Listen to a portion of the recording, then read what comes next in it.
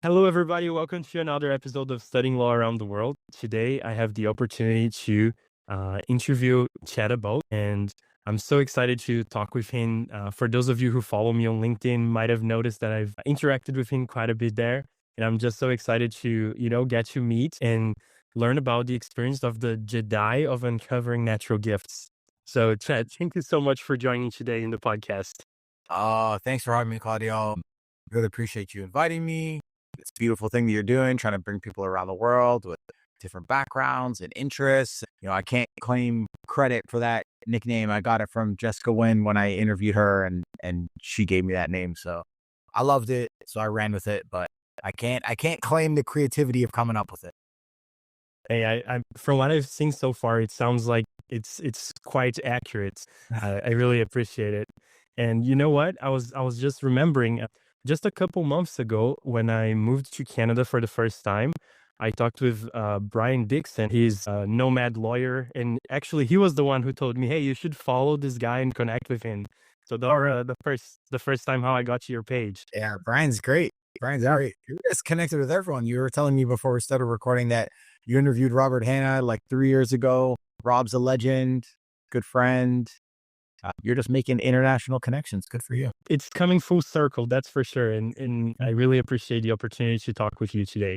So, as we talked before recording this too, but now speaking to our audience, you have a legal background, right? Could you tell us a little bit about how you got into law school? And then afterwards, we'll talk more about how you got out of the traditional path of what a lawyer usually does. Yeah. So as a kid, I think the way that I learn and connect with people is through discussion and conversation. It's the way that I like to understand humans. It's the way that my brain works. Like it's very real time. I'm a Pisces. I think that leads to a very relational human. And so like, that's where I get a lot of energy. It's like meeting people, talking to them real time, figuring out how their brain works. Maybe that means I also like ask a lot of questions and I talk a lot. And I think if you ask a lot of questions and the way that you learn is like through oral discussion, I think a lot of folks just start saying you should be a lawyer because that's what they saw on TV. And I watched all these shows that aren't around anymore, but there were shows like Matlock and all these other shows that were, these like ridiculous figmentations of what it was like to be a lawyer. And I just thought, oh, well, cool. Like the bad guy admits it on the stand and you get a hot dog and you win every time and cool. And so I think that I was just saying my entire life that I was going to be a lawyer and without really even knowing what it meant or if I wanted to do it, but that's just what I said. And so it was kind of always the path. But even in undergrad, like I was like looking into politics and like very like, things that have a close resonance with law. And that's just where my brain naturally went. But it was funny though, like when I went to law school, turns out I didn't even really like it. I don't know if you felt like that, but like for me, I showed up and I was like, this is not at all what I had hoped and wanted it to be. I totally see that, and that's so interesting that's the experience you got out of it, and I'm sure you got to connect with a lot of friends in law school or in other ways. But that's awesome that like you were aware of that. That's kind of how you learned, because I feel like a lot of my colleagues would say that they got to school, maybe to law school, like to an advanced degree, to say, I finally learned how to learn, like, or here is where I learned how to learn. So did you have that clarity that you got energy and you learned by talking to people later on in life, and it just came naturally to you? Or did you know that that's how you learned and connected back then? Did you have this kind of awareness already? I think I knew I liked it. I think I knew I really liked asking people questions, learning how people think. I don't know if I pinpointed like other people don't prefer that. Like, I don't think I knew that much. I wasn't that aware, but I knew I preferred it. And then I think where I got really confused about law school was, at least when I was in law school, was mostly 100% finals. And mostly you could get a summary. It was open book exams, 100% finals. You could get a summary from someone who had done the course 2 months earlier. And if it was a thoughtful summary and you just updated it for a couple tweaks the next semester, you could probably get a pretty good grade. To me, this seemed totally bogus. And I just thought like, this cannot be what the real world is like of being a lawyer. And so I actually became like very disinterested in law school because I was like, this does not feel like real world training. And I think that's why my mind got more interested in the business side of it, because I thought to myself, like, well, it must be that if you're a lawyer, you're gonna have to like be a part of teams, lead teams, communicate effectively, solve in real time, solve in groups. And I was like, law school is not teaching barely any of that for the way that I learned, at least. And so then I learned that the business school had a joint program where you could do like a JD MBA if you just added on a year or something. They have different permutations of it now, but at the time it was like add on a year. And I thought to myself, like, business school seems way more that speed. Like, it's all, okay, here's a case study from something happened 2 years ago, and get into a group and you got to present on it and solve your version of it. And that just seemed so much more fun to me. And so I joined the joint program. And then what I realized was, okay, law school wasn't what I hoped, but I did respect the amount of intellectual rigor it required to absorb that amount of content and then to feed it back. And so then I was like, okay, well, if I can combine that intellectual kind of pressure testing with a bit more of like the social learning and communication that the business school provided, this seems to be the combination that I was hoping for. So it ended up being that collection of things that made me interested in continuing to be a lawyer after law school. Oh, that's incredible. I feel like at least half of the people I spoke with, they do have some, somewhat of a criticism regarding law school and how it happened back in the day, and maybe some suggestions of how it could get better, even for people who are currently in the law school scenario. Something that I feel like it's somewhat undeniable that people will say is that the law degree is a very versatile degree. So I love that you just mentioned this idea that, a lot of intellectual rigor, but also I feel like there's this virtue of it. And I don't know if it's just because of the title or if it's actually what you learn in law school, but it seems like, it does open somewhat of a broad array of things you could do in a way for policy, for, these maybe social science related things and analysis and all of that beyond this traditional law. I think where I get annoyed is that it doesn't end. People don't feel like when they get a law degree that they can or should do other things.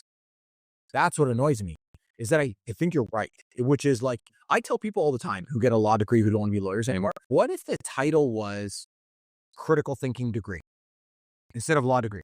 You'd probably be pretty open to being like, well, I can leverage the money, time, and energy I spent into that degree. I can leverage it in lots of ways. And you would. You'd go into policy, you'd go into politics, you'd go into business, you'd go into entrepreneurship, you do lots of things. You'd be like, well, I was trained very rigorously how to think critically. I should be able to deploy that lots of ways. But folks don't do that. They think that it's going to open all these doors when they first get in, which actually can be true. But what happens is they tell themselves, I got a law degree, so I should be a lawyer.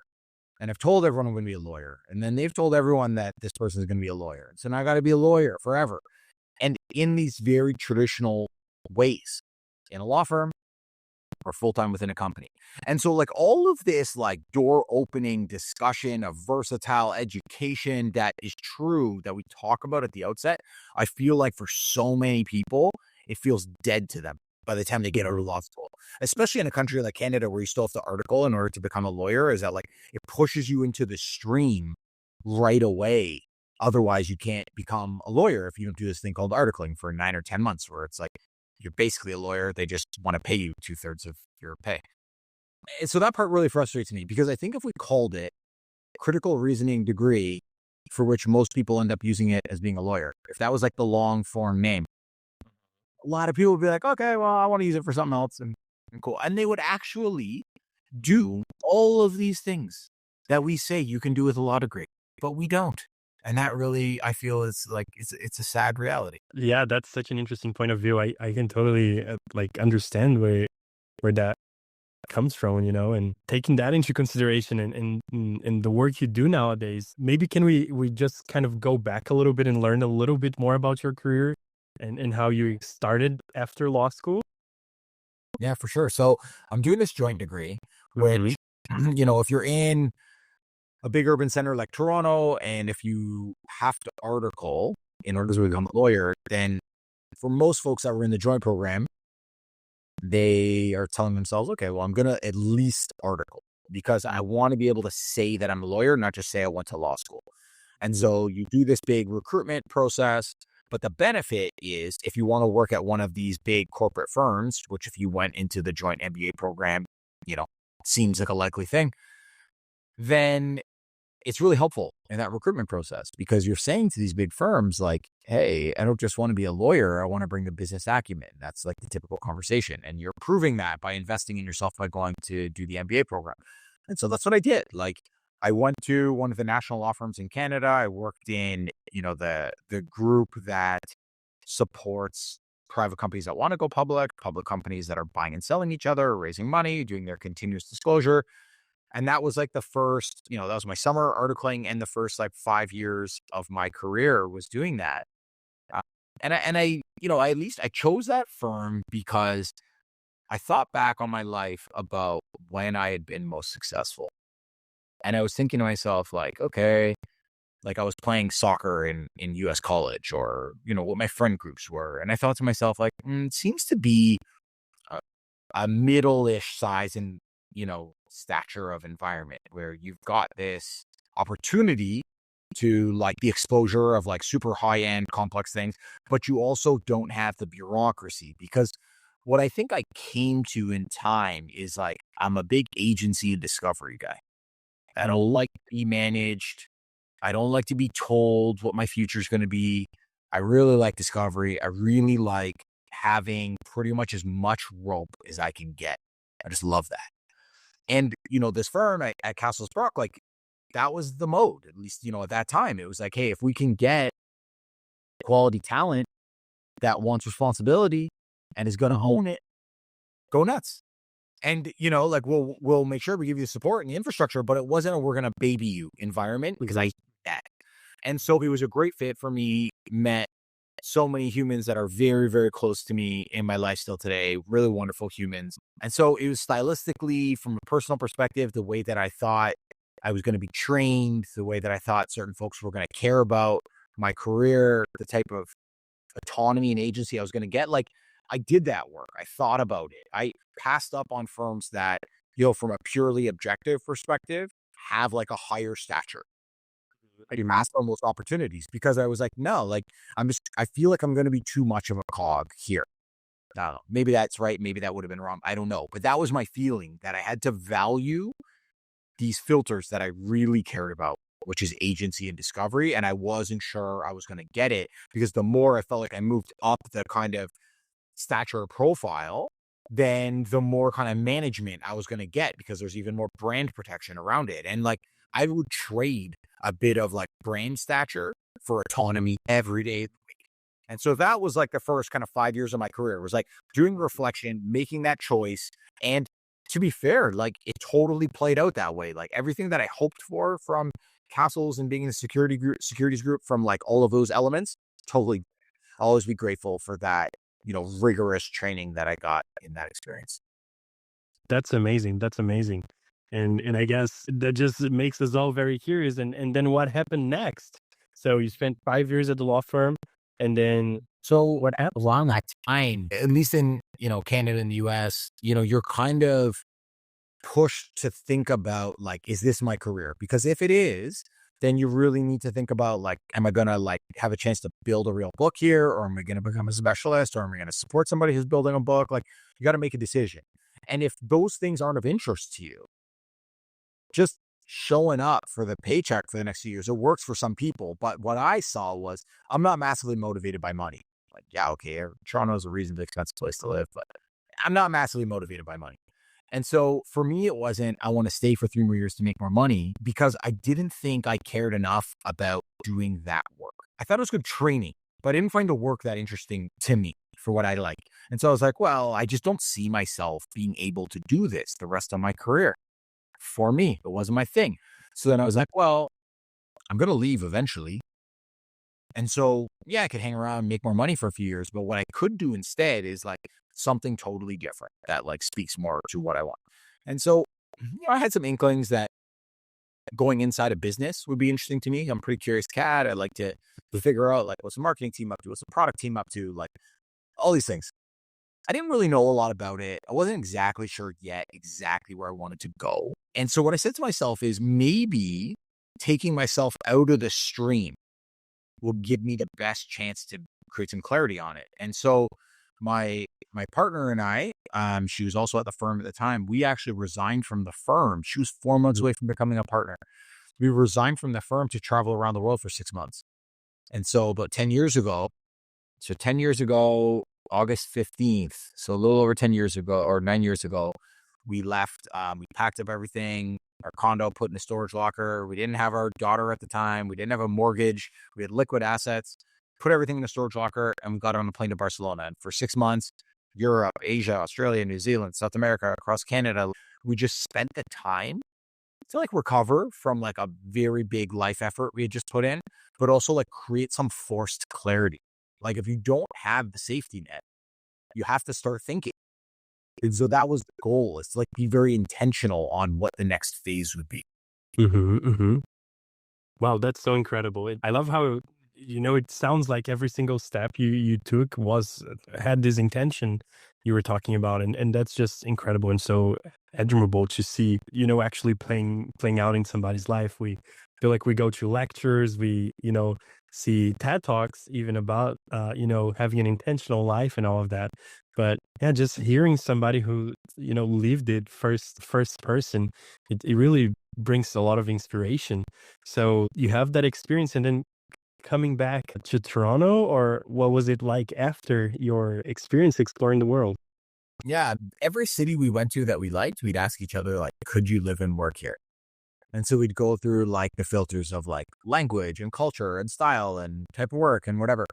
And there were a couple of cities where we were like, ooh, this could be interesting. Like even Auckland, it was like we looked into it and we thought about it and we even talked to a recruiter and we had some opportunities. But there's a couple of reasons why we ended up coming back to Toronto. One is, we saw probably 40, 50 cities around the world.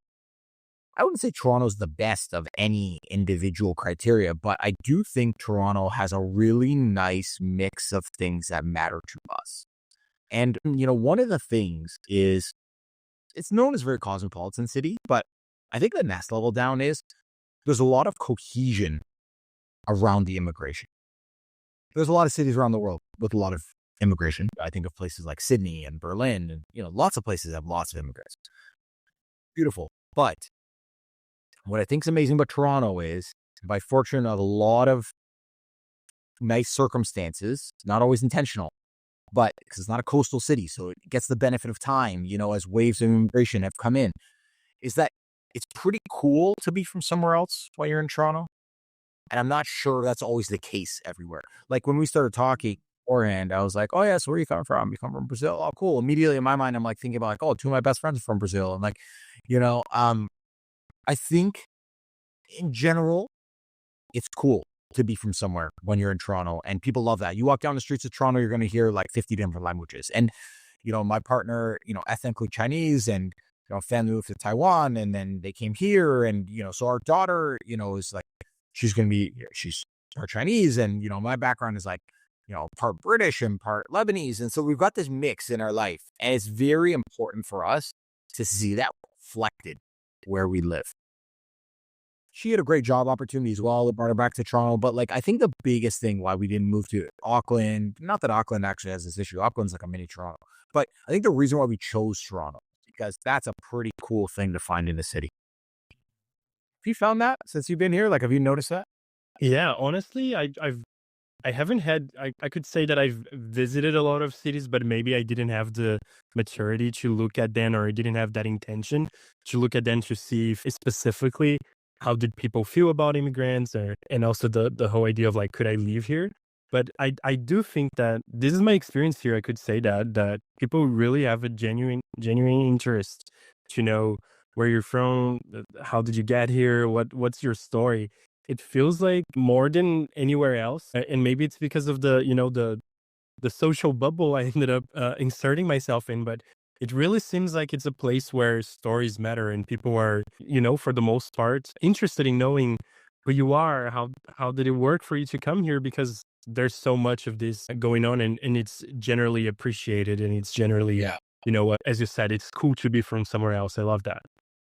Yeah. Yeah. No, I think there's just a lot of fortune. I don't know if it's Toronto was a genius on this. I think it's just a lot of fortunate circumstances and It's not a coastal city. Coastal cities get waves of immigration that Toronto doesn't. It's more like it happened in time. I think there's lots of reasons why it's just fortunate that way, but I think it's a beautiful thing. And fairly liberal city. So, what's very important to us was that, like, for us and for our daughter, that she would get to see like people across every spectrum, mixed friend groups, mixed couples, mixed everything. And like, we don't even want it to be like, oh, that's cool. We want it to be like totally normal, that like she doesn't even think that that's like a thing. We want her to be like, that's how it is. And so, that really drew us back here. But like, once we got back here, my partner, like, she's such a legend. She's not like a big talker like me. She just like lets the work like stand for itself. And so even when we were traveling, one of like the biggest clients that she worked on when we were at the firm was asking her like, hey, are you coming back from your trip yet? Like, would you just want to come work for us? Like, what's your plan going to be? And so she had a job straight away as soon as she got back. So she had this amazing job and this amazing career that was like unfolded because of the quality of her work. For me, like, I'm a bit different. Like, I do think that I would provide quality work, but like for me is a bit of a, like, I wanted to go out and discover what was going to be the next thing. And so I knew that I didn't want to go back into a law firm. That would have been like the plug and play answer. But I was like, you know what? I would rather go into a company. And so this was like work from office time, 2016. I wanted to be in Toronto, in the core.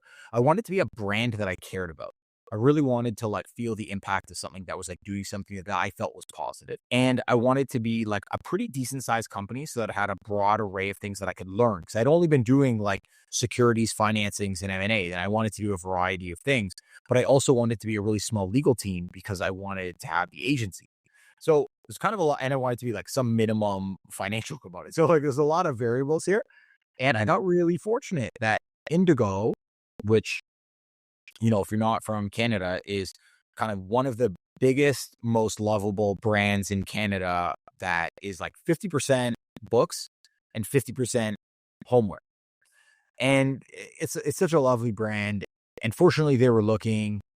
Everyone loves them. And so thank God at that time they did not post it, the application. They used a recruiter. And so it wasn't like 1,000 people got to apply. And the recruiter was like, listen, it's not your background. It would have been like general contract negotiation, IP, these types of things, that marketing that I hadn't done. But he was like, the fit stylistically is there. So it was really on me to be like, hey, not only do I want to do this stuff, like I can learn it for sure. And I want to learn it.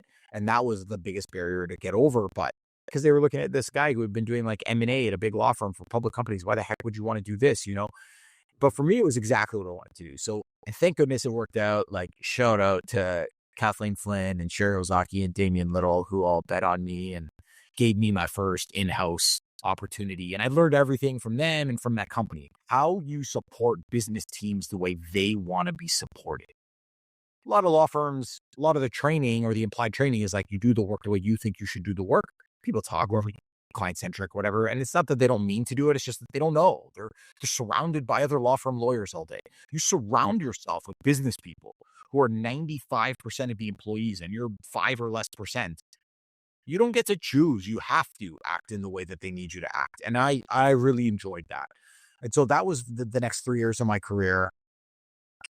Grew in responsibility, grew in autonomy, built relationships, learned how to do emails and emojis, like, all the stuff that you got to learn when you're in-house. And it was really formative. I really loved it. And it confirmed for me that I wanted to be in-house and not go back to a firm. That's incredible. That's incredible. And that's so cool. Thank you so much for sharing those details. And I think that's especially nice because I recently had an interview about going in-house and what does that look like. So I think it really complements those notions. And it seems like you really had a good experience there being in-house. And then, if you don't mind, how did, you get to where you are today with consulting and helping people with their careers and all of that? Well, I think, what I saw after 3 years being at Indigo was I kind of hit a different version of the same thing where I was like, okay, I think I've like hit my max impact here. I don't think this is the long-term place where I'm going to be. Again, because the agency and discovery piece I needed more of. So I was like, I think I need to like run a legal function, build it exactly the way that I would build it, bring in the legal technology I want to bring in, hire the way I want to hire. I just wanted to own that. I wanted to be part of a leadership team. So I went to this portfolio of technology companies called Audience View, which again was great. I got to like build a legal function, bring in a CLM to do automated contracting, build all the relationships with the sales team, the account management team, the product team. I got to hire my juniors. I got to bring in a legal ops person, like all this stuff that was so cool. It was amazing, and I loved that. I did that for 3.5 years. We bought like a bunch of companies and integrated them, and it was amazing. And so that was like another 3.5 years. So that took us to like 2022. And maybe a year before, so like in 2021, we're in the middle of COVID, and it'd been like a big piece of work buying these companies, integrating them, into implementing the CLM, getting that out into the business, going through COVID, like so much stuff. And I think I was feeling like all this stuff I'd been thinking about over my career about why lawyers aren't happy and how lawyers could be happier and how your happiness impacts your productivity and your retention. I'd always been thinking about this stuff. I'd been on the student committee helping hire at Castles Brock since like my second year of being a lawyer. I just loved this like training and mentoring and engagement and productivity, not only from a human perspective, but from a business perspective. It just made sense to me. And so I didn't have an outlet for these thoughts. I don't have any social media other than LinkedIn. I'd never really used LinkedIn other than to have my profile up there. And so then I just thought to myself, like, well, there's no intermediary. It's available 24/7 and it's free. So, and I didn't know all these people that are like all these big, like Robert Hanna, these people who'd been posting for a year or two before me. I didn't know them. I didn't even know anyone was doing this. I just said, like, I just needed an outlet for my thoughts. Sounds good. There. And no one can stop me. And they can't tell me how many characters it gets to be. They can't tell me what topic it gets to be. You can't tell me when it gets to go out. I just get to do it. And so from like April 2021, I would once every 3 weeks, I'd post something about like, hey, if you're a law firm and you want to work with a legal team on like a privacy assessment, here's the stuff that you're thinking about on the inside. It was a bit more like legally at the time. And once every 3 weeks. And then there's this guy, Josh Calderon, who's a buddy of mine from Castles. And he has his own law firm now called Grit & Co. He's a good buddy of mine. He was posting a lot. And he was like, you got to post like every day. And I was like, once every 3 weeks is good for me. And he's like, no, every day. And so then I don't know how he convinced me, but I started really getting into it. And maybe like, I don't know, the summer or the fall, I was like getting into it more. And then I remember it was New Year's Eve, 2021. We were at this like little winter wonderland of like this small winery region in the snow near Toronto. And I'm out for a run in a blizzard. And I see these folks, and I remember my Castles days, the really nicest people, when they'd see you down the long hallway, they would wave and smile at you. And I remember as a kid going on running trails, people would wave and smile at you. And it always made me feel better. It was just a nice thing to do. And I was like, I should do that. And so I'm in this blizzard, and I'm not feeling great about my life, about my career. I was a new parent. Everything was hard.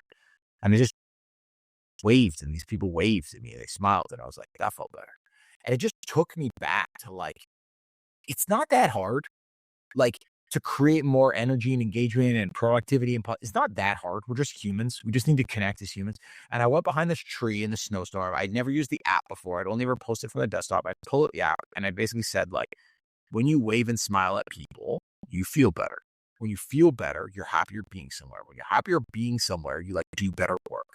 So I don't care like what your starting point is. That's the outcome. Either way, whether it's a business perspective, human perspective, both perspectives, that's just true for most people. And that was the first time the light switch went off in my head where I was like, this is what I'm supposed to write about. I'm supposed to write about this intersection of like human dynamics and work. And that was like the beginning of, so then for a year I was kind of doing that and it was gaining steam and it was like doing presentations at law firms and like people being like, hey, would you do this coaching thing? And like, blah, blah, blah. But I was still GC at the time. And I did that for a year where I was like running like my full-time job and I was running like a second job at night where I was like doing all this LinkedIn stuff. And I was like, all right, there's something here. And so then in August 2022, that's when I like did the same thing I did at Castles. I was like, I don't know for sure what the next thing is, but I don't think it's being a lawyer. Walk away from all this cash. I'm going to walk away from this equity. I'm going to walk away from this GC title job and I'm just going to figure it out. And I'm going to force myself to figure it out. And so then I just resigned. I didn't do anything for 3 months. And I was like just taking some inbounds and figuring out what I wanted to do. And it was January 1, 2023 where I was like, okay, I'm going to launch my like advisory and coaching business because that's what I feel in my heart is what I'm meant to do in this phase of my life. Hmm. Wow, that's incredible. That's quite the journey, and I love how it connected to your childhood. As I was listening to you speaking, I could feel that emotion in a way. Just the friendly high and all of that, and just yeah, it reminded me of hiking and so many other experiences.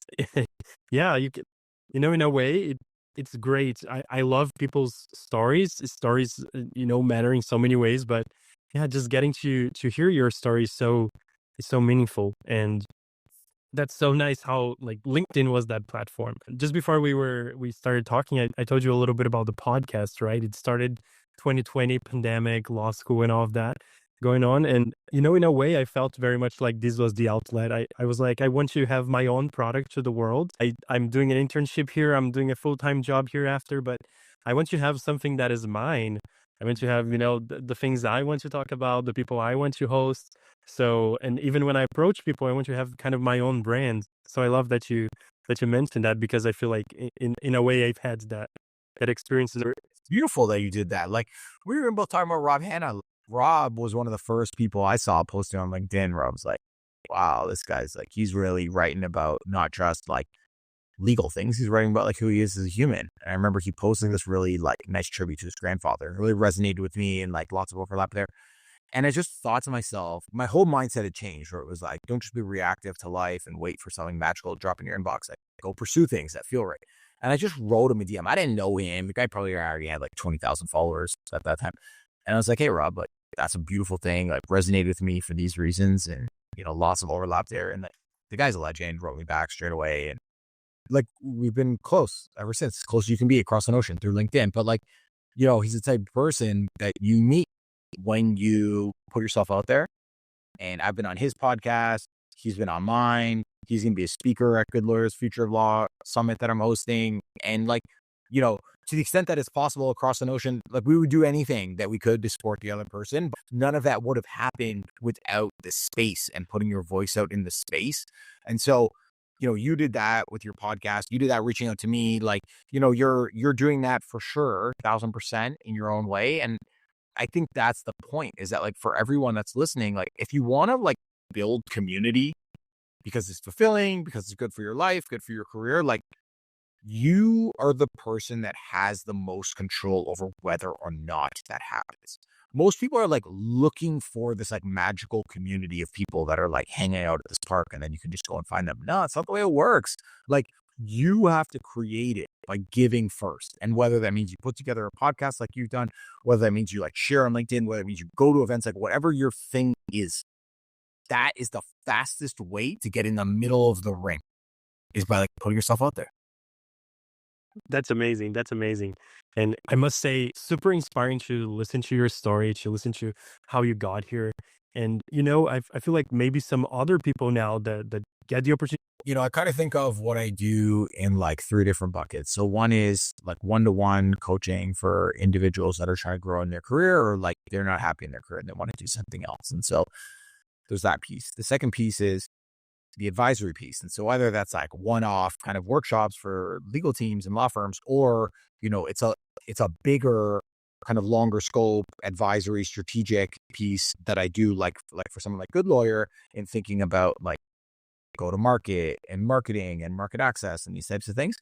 So that's the second piece. And then the third piece is like speaking and brand building, which in whatever way it resonates for you, I really think you got to hold space for this because if all you do are the actions, you feel like you're creating a lot of value, but it's very like one-to-one value that ends when you're done that work, whether you negotiate that contract or you deliver that project. Like it doesn't have as much scale and as like public impact. And so what I try to do is I always try to hold space for a third thing in different parts of my life. So like I've got my like What You're About podcast, which now Good Lawyer, it's a collab season with Good Lawyer this year. Or I'm co-hosting this Good Lawyer Future of Law Summit coming up on November 21, summit.goodlawyer.ca. We've got like 18 of the greatest speakers from around the world. This is a free event. It is virtual. And you get 4 hours of CLE in Canada and in most US states. we have a keynote from Guy Kawasaki, like the former chief evangelist of Apple, chief evangelist of Canva, and the massive names that you know and love from the LinkedIn legal space, like Rob Hanna. And so doing these things, I did a TEDx last year, doing these things where it's like you're sharing your message, that matters, because these other actions that you do, that's like your work and your revenue streams, those things only really grow to the extent you hold space to share what you care about.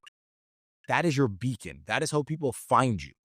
I think a lot of what lawyers are told is do good work. It'll work out. I understand. And I think doing good work, that's 101. You have to do good work. And that good work usually gives some good results.